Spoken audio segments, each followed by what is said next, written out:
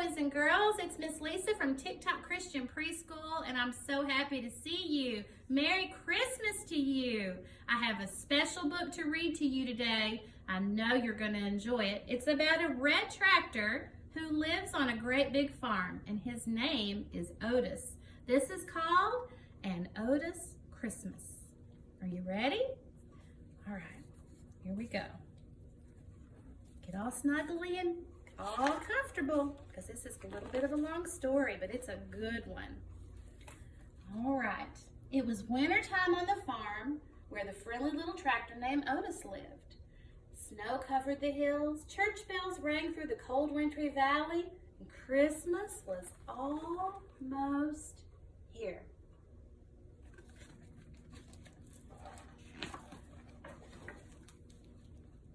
Christmas was a festive time on the farm. The farmers strung lights, hung wreaths, and trimmed the annual Christmas tree. Otis loved Christmas, but this one was even more special to him. One of the horses was expecting a baby foal.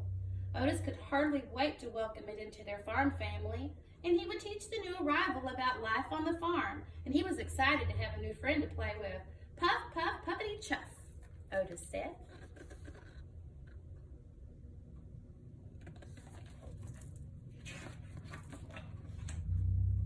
On Christmas Eve, the farmer came to the barn and fed the animals their traditional Christmas meal of hot bran mash with chopped apples and brown sugar. Otis delighted in watching them dig in around the trough, and he knew how much they loved this special treat. While the animals were eating, the farmer opened up his toolbox and he brought out a package wrapped with a bow. He opened the package and pulled out a shiny horn and said, "Merry Christmas, Otis." He bolted the horn onto him, saying, "A special tractor needs a special horn." The farmer wished them all Merry Christmas, and he headed back to the farmhouse. As he headed back to the farmhouse, he said, "Sleep tight. All a big snow is heading our way."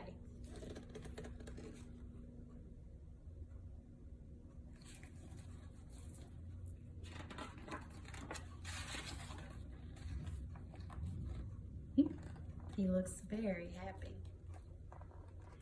Otis was so happy he didn't know what to do. He'd never even received a Christmas gift before, and he had always wanted a horn like the truck had. As Otis settled into the stall for a good night's sleep, the snow started falling, and he thought this was for sure to be the best Christmas ever. Puff, puff, puffity, zzz, he went to sleep. But suddenly, Otis woke to the sound of troubled voices.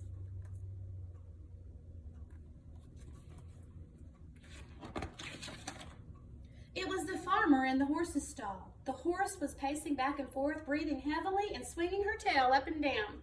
Something was wrong. She stopped, pawed at the ground, dropped to the floor, rolled over on her back, and then to her side. Something was very wrong.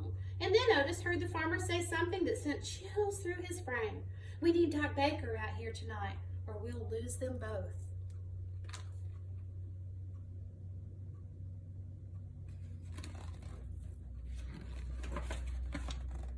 The farmer sent one of his helpers to get Doc Baker. As the barn doors opened, they saw nothing but white. They were amazed at how much snow had fallen. The truck lunged forward, fishtailed this way and that, and promptly slid down the hill, plunging into a snowdrift. Otis watched as the farmhand spun the tires deeper and deeper into the snow. The truck was clearly going nowhere. But what about Doc? And what about the sick horse? Otis heard the farmer's words again in his head. "We need Doc Baker to get out here, or we'll lose both of them."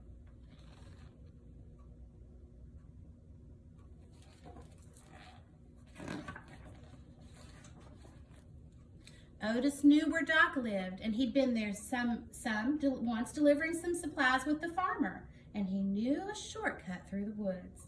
With snow up to his chin, Otis headed out into the cold night to get Doc Baker.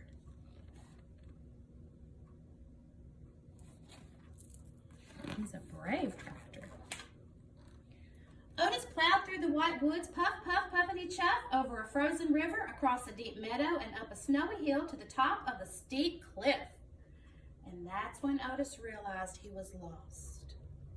He had climbed the wrong hill. Everything looked different, covered in snow. There was no time to turn back. Otis aimed his headlights over the cliff. He saw where he needed to be, and he bravely headed down the dangerous path. He's very brave.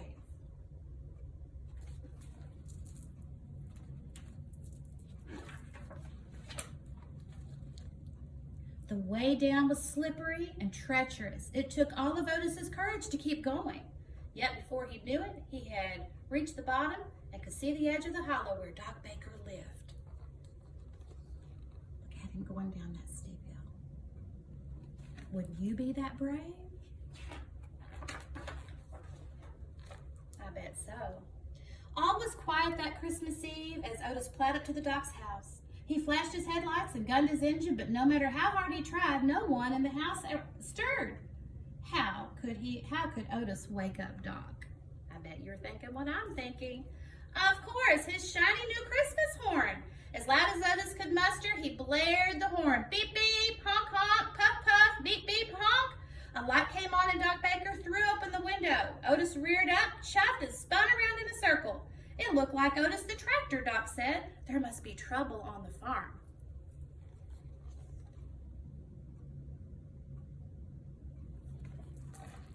Goodness.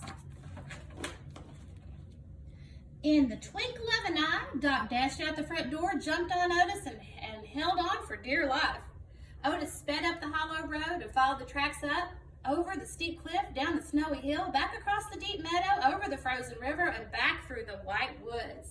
The cold wind whipped through their faces as Otis and Doc Baker sped through the deep, deep snow back toward the farm.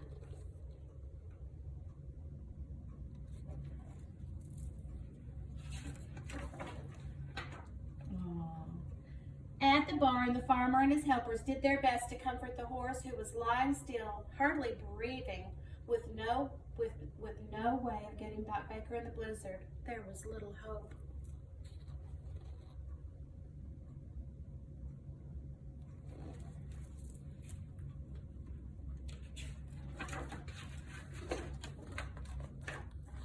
A hush came over the barn, and the farmer prayed for a miracle. All was quiet until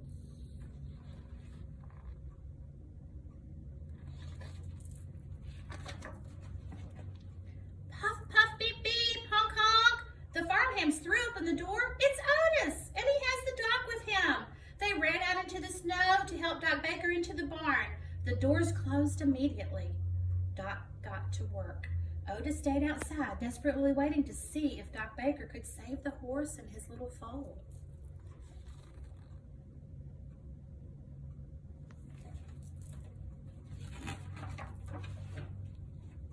Time passed slowly as Otis chuffed back and forth. It had been a long night and he was exhausted, yet he would not rest. He was too worried about his friend the horse.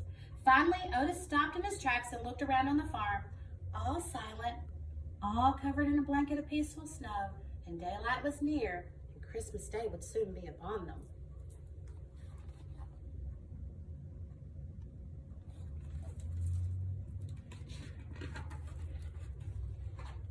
Suddenly, the barn doors opened and a warm glow poured outside, and Otis heard the farmer say, "Well, would you look at that?"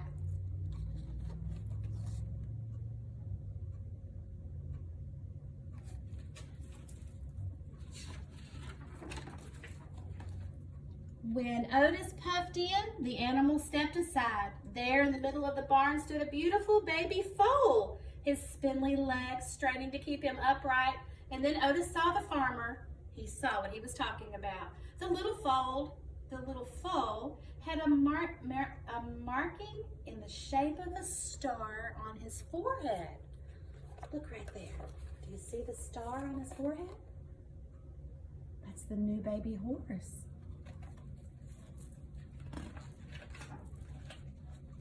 That Christmas Day, after the roads were cleared, people from all around the valley came to the barn to get a glimpse of the Christmas foal.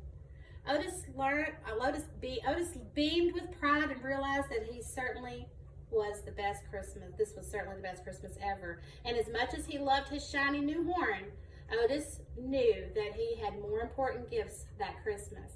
He had his farm family and his friends and the newborn foal, and they were the greatest gifts of all. The end. Isn't that one of the best stories you've ever heard? Otis saved the day. He was a big help and he felt very important. I love you. Merry Christmas, and I hope you have the best Christmas you've ever had. Bye.